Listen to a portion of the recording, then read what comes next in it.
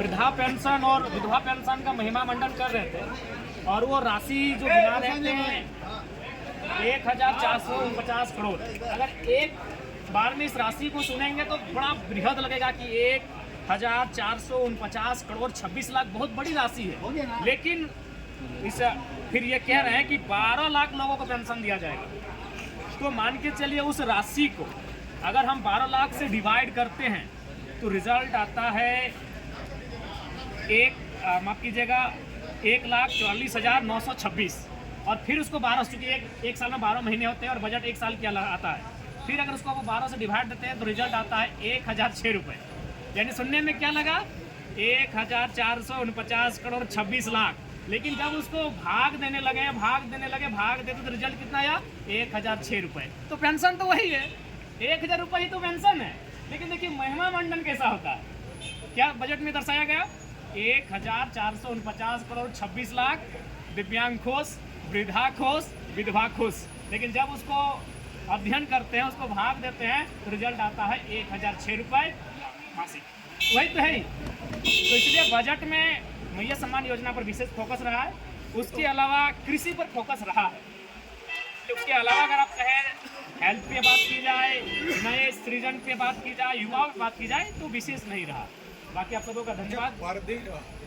प्रत्येक दिन मैया सम्मान योजना कैसे देखते हैं?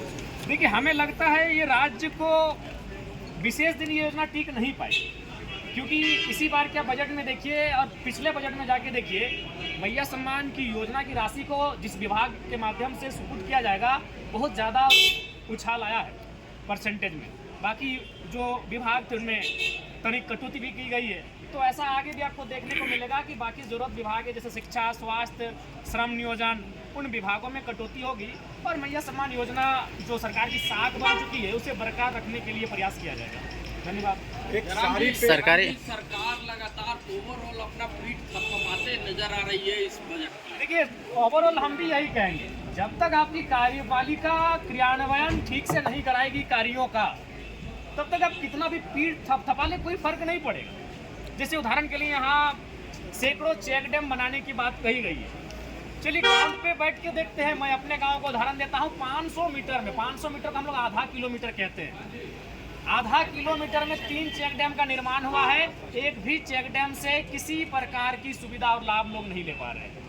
तो बात वही है कि योजनाएं टेंडर के माध्यम से लाखों आ जाएंगी धरातल पर, कार्य भी होगा, लेकिन वो केवल और केवल कुछ लोगों के पास, कुछ लोगों की जेब में जाने का काम होता है। इसलिए कार्यपालिका अगर दुरुस्त नहीं होगी तो ठीक उसी प्रकार विधायिका और 10% इजाफा करके बजट को क्यों ना पारित करे। जब खर्च आपको 65% ही करना है तो फिर महिमा मंडन करने की कोई आवश्यकता नहीं है। धन्यवाद। धोती साड़ी की बात हो रही थी, उस पर कमेंट आया, पर्सनल विधायक पे कमेंट करना कि आप कितनी अच्छी लग रही नहीं, ऐसा नहीं होना चाहिए। पर्सनल किसी पर, सदन के भीतर एक गरिमा होती है।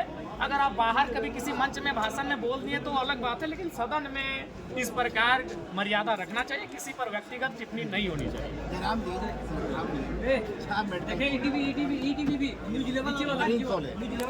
और टेक्निकल यूनिवर्सिटी बनाने की बात। देखिए उसके लिए आपको ग्राउंड में सर्वे कीजिए। मैं जिस विधानसभा से आता हूँ वहाँ बहुत सारे कॉलेज, बहुत सारे स्वास्थ्य केंद्र बने हैं, लेकिन स्वास्थ्य केंद्र में डॉक्टर नहीं है और स्कूलों कॉलेजों में शिक्षक नहीं है। केवल वो टेंडर का काम आता है। जो विधायक हैं, मंत्री हैं, जो उनके करीबी हैं, उनको टेंडर सुपुर्द किया जाता है। इसलिए मैंने कहा कार्यपालिका दुरुस्त होगी तभी इस बजट का लाभ होगा, और नहीं तो फिर ये बजट उसी प्रकार से योजनाएं धरातल पर जाएंगी, काम होगा, फाइलें बनेंगी और फिर चलते चलते एक मात्र पुलिस कर्मियों के लिए वहाँ पे खड़े हैं। वो लोग कह रहे हैं कि मैया सम्मान योजना की तो बात हो रही है, ठीक है, तो कैमरे पे बोलेंगे नहीं, तो क्या इसी सम्मान योजना में हमारा दोपहर का खाना नाश्ता का पैसा चला गया, क्या नहीं मिल रहा है ना पानी? देखिए हमने पहले कहा कटौती हुआ है, इस बात को कोई अस्वीकार नहीं करेगा। मैया सम्मान योजना की साख को बचाने के लिए बाकी विभाग की कटौती हुई है, ये सत्य है। नहीं मिला, हमें अपने बातों को रखने का अवसर कल दिया जाएगा। और जहाँ तक बजट का प्रश्न है, निसंदेह विगत वर्ष की तुलना में इस बार का बजट में बढ़ोतरी हुआ है, लेकिन प्रश्न यही है कि बजट तो पारित हो जाते हैं, बजट सुनने में, पढ़ने में, लोगों को बताने में भी बहुत अच्छा लगता है, लेकिन धरातल और सच्चाई में विगत 25 वर्षों के बजट का अध्ययन करके आया हूँ।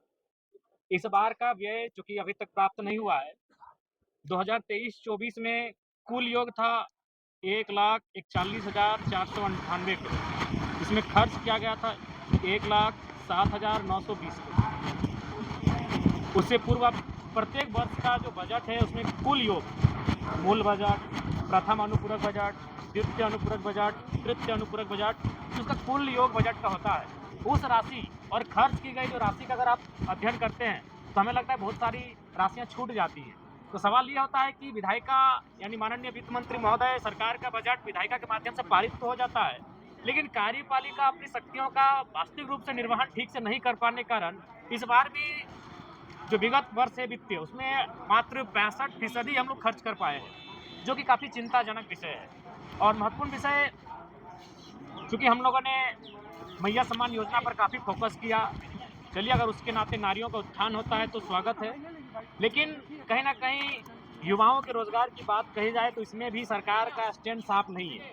उसके लिए आप देखेंगे हमारा जो स्थापना व्यय होता है, जिसमें पिछले वित्तीय बजट और इस वित्तीय बजट में विशेष कोई अंतर नहीं है। इसका मतलब सरकार रोजगार को लेकर, युवाओं के भविष्य को लेकर विशेष चिंतित नहीं है। दूसरी बात, आज अगर राज्य में सबसे ज़्यादा चर्चा सदन में किसी विषय पर हुआ तो स्वास्थ्य को लेकर हुआ। अगर स्वास्थ्य की अगर हम बात करें तो नेशनल हेल्थ पॉलिसी 2017 कहती है कि किसी भी राज्य का जो स्वास्थ्य पर बजट होना चाहिए वो कम से कम न्यूनतम 8% होना चाहिए, लेकिन हमारे राज्य का स्वास्थ्य पर जो बजट है वो 5.6% है, जो कि चिंताजनक विषय है।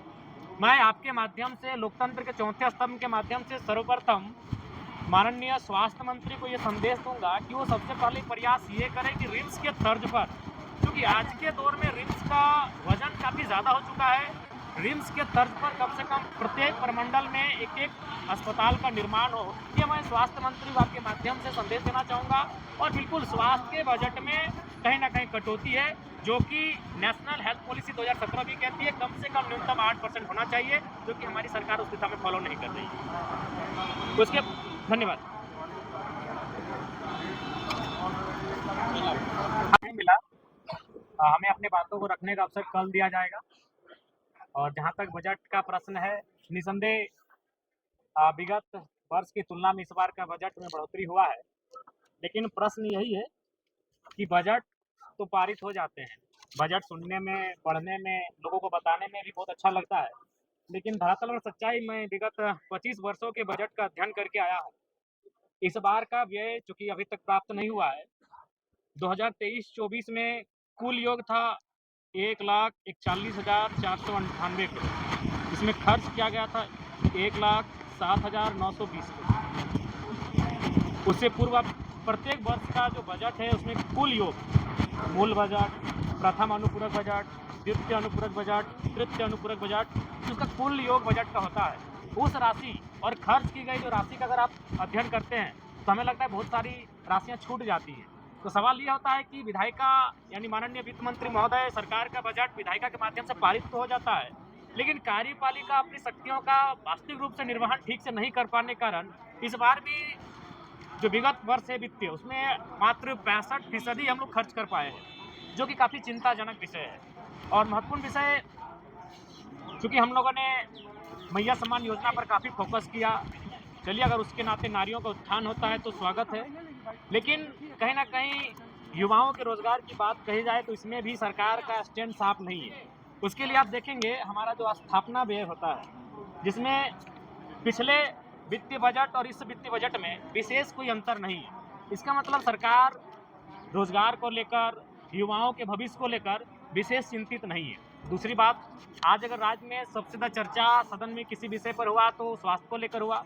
अगर स्वास्थ्य की अगर हम बात करें तो नेशनल हेल्थ पॉलिसी 2017 कहती है कि किसी भी राज्य का जो स्वास्थ्य पर बजट होना चाहिए वो कम से कम न्यूनतम 8% होना चाहिए, लेकिन हमारे राज्य का स्वास्थ्य पर जो बजट है वो 5.6% है, जो कि चिंताजनक विषय है। मैं आपके माध्यम से लोकतंत्र के चौथे स्तंभ के माध्यम से सर्वप्रथम माननीय स्वास्थ्य मंत्री को ये संदेश दूंगा कि वो सबसे पहले प्रयास ये करें कि रिम्स के तर्ज पर, क्योंकि आज के दौर में रिम्स का वजन काफ़ी ज़्यादा हो चुका है, रिम्स के तर्ज पर कम से कम प्रत्येक प्रमंडल में एक अस्पताल का निर्माण हो, ये मैं स्वास्थ्य मंत्री को आपके माध्यम से संदेश देना चाहूँगा। और बिल्कुल स्वास्थ्य के बजट में कहीं ना कहीं कटौती है, जो कि नेशनल हेल्थ पॉलिसी 2017 भी कहती है कम से कम न्यूनतम 8% होना चाहिए, जो कि हमारी सरकार उस दिशा में फॉलो नहीं कर रही है। उसके धन्यवाद।